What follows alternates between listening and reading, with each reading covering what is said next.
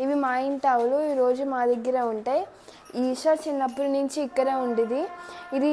దీని పేరు ఇడ్లీ, ఈషా వారి కొడుకు. దీని పేరు కోకిల, వీళ్ళ అమ్మ కింద ఉంది.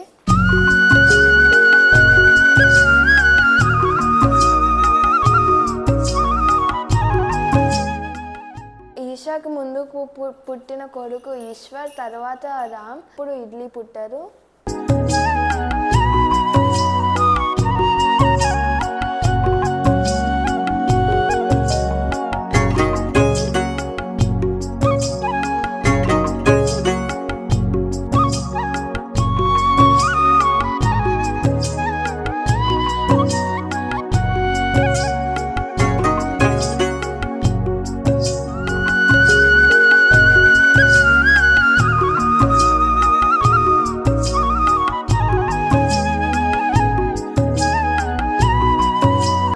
ఇవి రోజు పాలు ఇస్తుంది. ఆ పాలే మేము తాగుతాం.